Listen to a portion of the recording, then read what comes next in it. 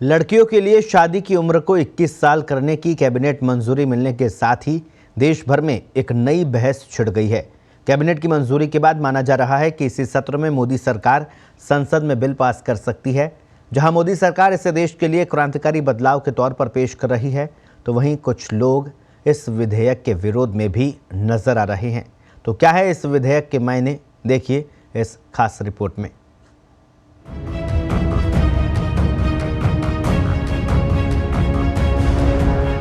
Cabinet ने बुधवार को लड़कियों की शादी की न्यूनतम उम्र को 18 से बढ़ाकर 21 करने के प्रस्ताव को मंजूरी दे दी। नरेंद्र मोदी सरकार के इस फैसले से भारत में महिला और पुरुषों की शादी की उम्र एक समान हो जाएगी।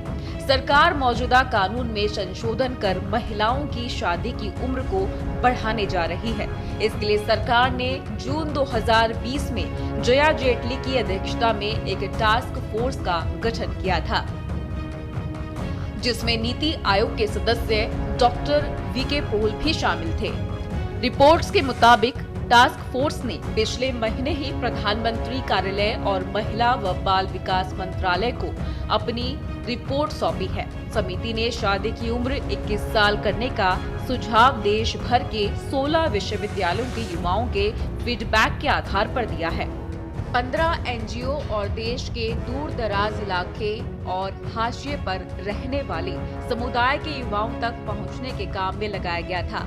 टास्क फोर्स के सदस्यों ने बताया कि सभी धर्मों से संबंध रखने वाले युवाओं से फीडबैक लिया गया है, जिसमें ग्रामीण और शहरी क्षेत्र के युवा बराबर संख्या में शामिल थे। रिपोर्ट में कहा गया है कि शादी में देरी का परिवारों, महिलाओं, बच्चों और समाज के लिए सकारात्मक आर्थिक और सामाजिक प्रभाव पड़ता है।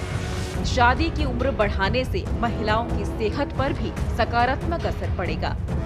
नरेंद्र मोदी सरकार ने कई कारणों से शादी की उम्र को बढ़ाने का फैसला किया, जिसमें लैंगिक समानता भी शामिल है।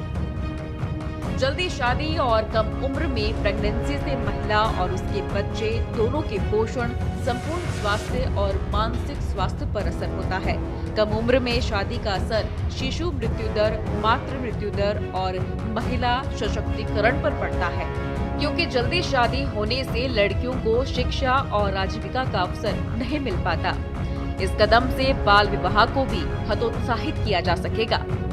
हाल ही में जारी हुए नेशनल फैमिली हेल्थ सर्वे के मुताबिक भारत में साल 2015-16 में बाल विवाह की दर 27% थी, जो साल 2019-20 में कम होकर 23% हुई है।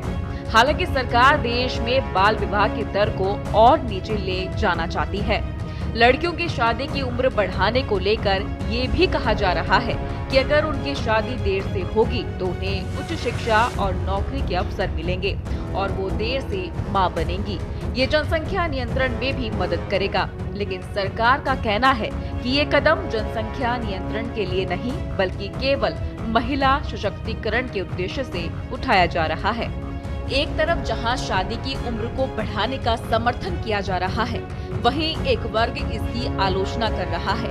महिला व बाल अधिकारी, कार्यकर्ता, परिवार नियोजन के विशेषज्ञ समेत कई लोगों का मानना है कि ऐसे कानून से जनसंख्या का एक बड़ा हिस्सा गैर कानूनी रूप से शादी करने पर मजबूर होगा।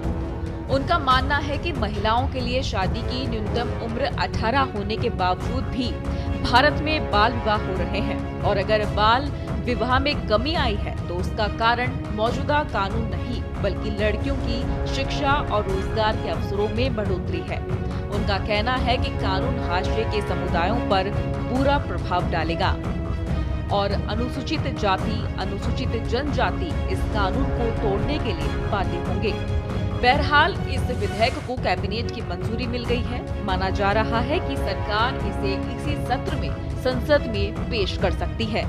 अब देखना ये होगा कि विधेयक पर छिड़ी बहस कहां तक जाती है।